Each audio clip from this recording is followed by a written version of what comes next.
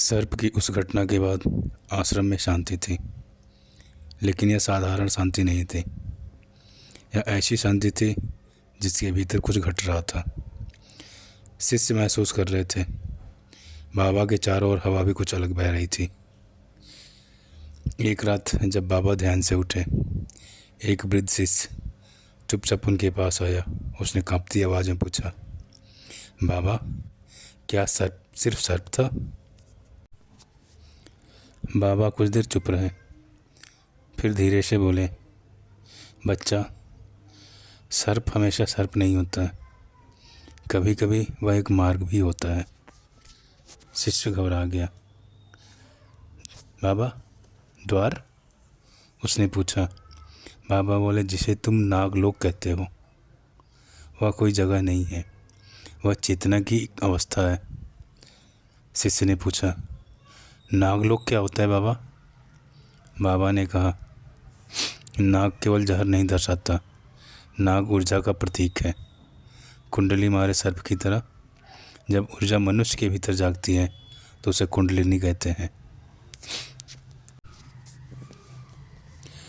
फिर बाबा ने आगे कहा, जो साधक भय से मुक्त हो जाता है उसके पास नाग स्वयं आकर्षित होते हैं, क्योंकि वे पहचान लेते हैं यह शरीर नहीं, यह चेतना है।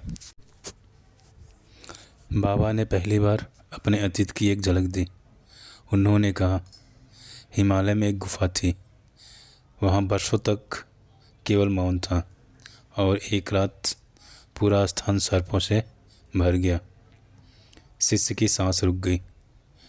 शिष्य ने पूछा, बाबा, आपको डर नहीं लगा? बाबा मुस्कुराए, डर तब लगता है जब दो लोग होते हैं, जब केवल एक ही रहता है तो डर किसे लगे। फिर बाबा ने बोला कि वे सर्प डसने नहीं आए थे, वे प्रणाम करने आए थे, क्योंकि चेतना चेतना को पहचानती है। शिष्य को घबराहट हुई।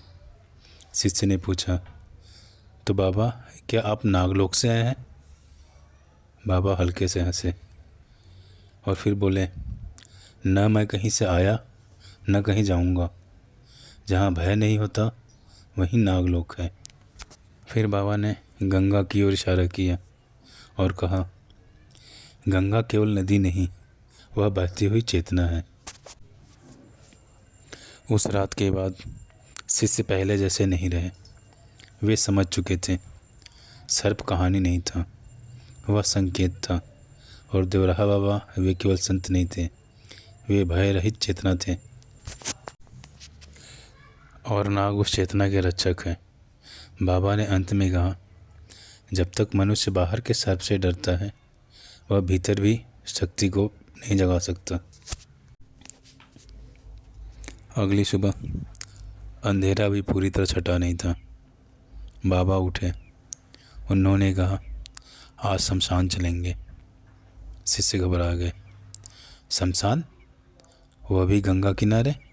लेकिन कोई प्रश्न नहीं किया।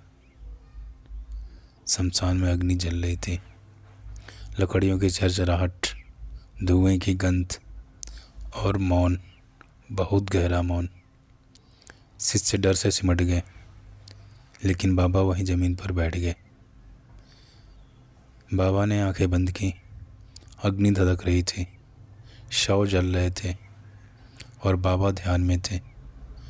शिष्य सोच रहे थे, क्या कोई मृत्यु के सामने इतना शांत रह सकता है? कुछ देर बाद बाबा बोले, देखो, यह जल नहीं रहा, यह बदल रहा है। जो जलता है वह शरीर है, जो देख रहा है वह तुम हो। बाबा ने कहा, मृत्यु अंत नहीं है, मृत्यु कपड़े बदलने जैसी है। डर तब लगता है जब तुम खुद को कपड़ा समझ लेते हो। युवा शिष्य रोने लगा। उसका शरीर कांप रहा था। बाबा ने उसके सिर पर हाथ रखा। डर को दबा मत, उसे देख। जो डर को देख लेता है वह मर नहीं सकता।